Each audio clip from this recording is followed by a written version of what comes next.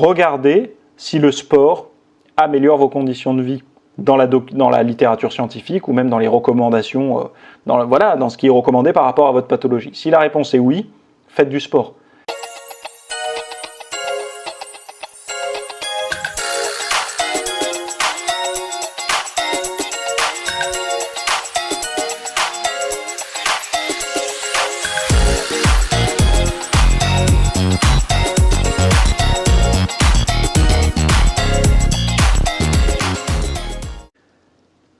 Salut à tous, nouvelle question. Alors une question de Christian. Hello Théo, c'est moi qui ai posé la deuxième question, merci de m'avoir répondu. En fait, ma question n'était pas innocente car je cherchais un moyen de conserver ma masse musculaire. En effet, on m'a posé début septembre un porte à 4, un petit boîtier positionné sous la peau et relié à un tube cathéter dont l'extrémité se situe dans une veine, côté épaule droite.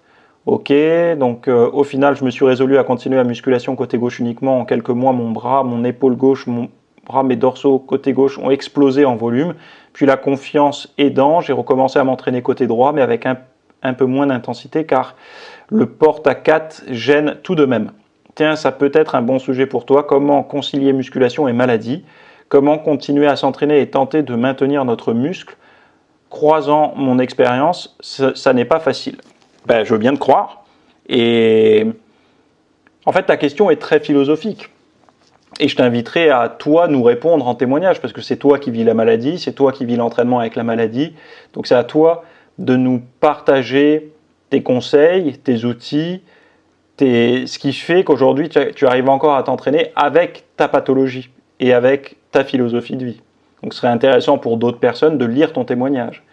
Moi après, tout ce que je peux te dire sur ça, j'ai pas eu de pathologie physique. On peut dire que moi, j'ai plus été victime une fois, on va dire, sévère, je ne sais pas si on peut dire sévère, mais surpris, on va dire, par une forme de burn-out. Le burn-out, pour ceux qui ne savent pas ce que c'est,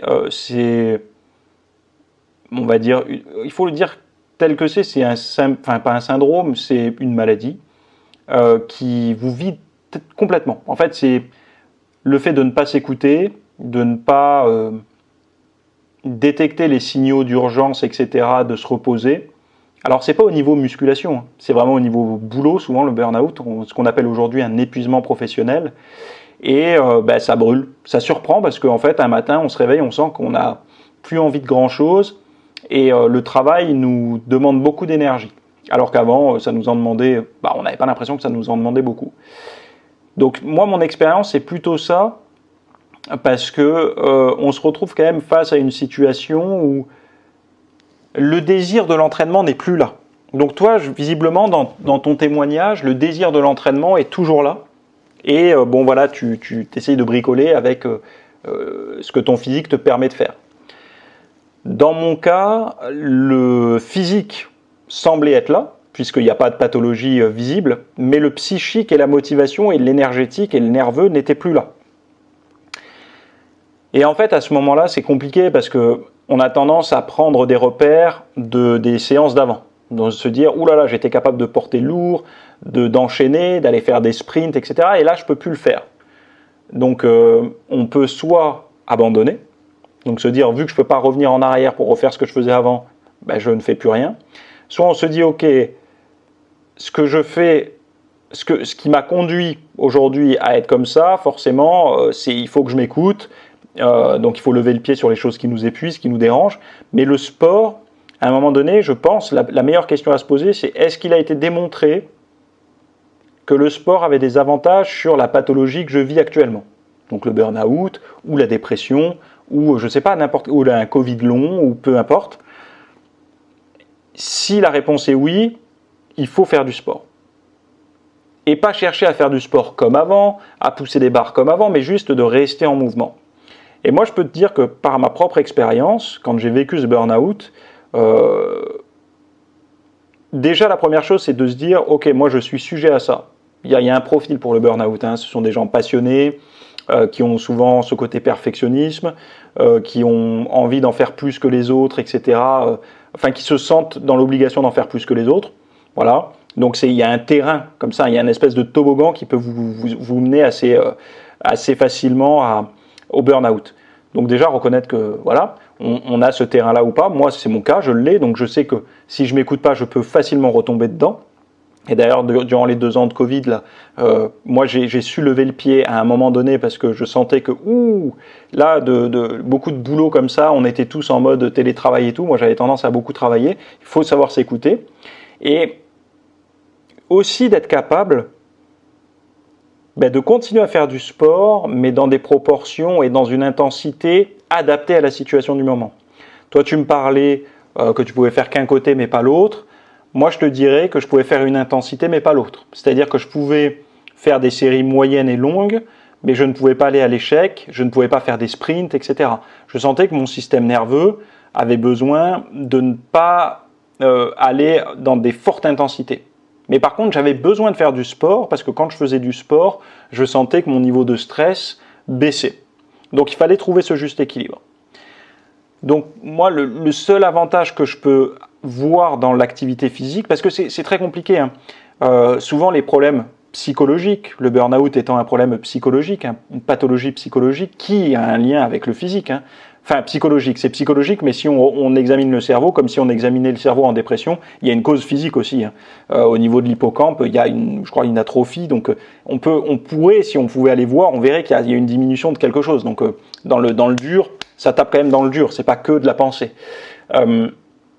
Eh bien, c'est compliqué quand on a un problème psychologique et quand on fait déjà du sport et quand on mange déjà correctement, parce que on se dit mais c'est bizarre, je fais déjà ça alors que ça normalement c'est censé éviter de tomber dedans. Oui, mais en fait, nous en tant que pratiquants de fitness, on a une mentalité plutôt extrême, c'est-à-dire qu'on va chercher l'intensité.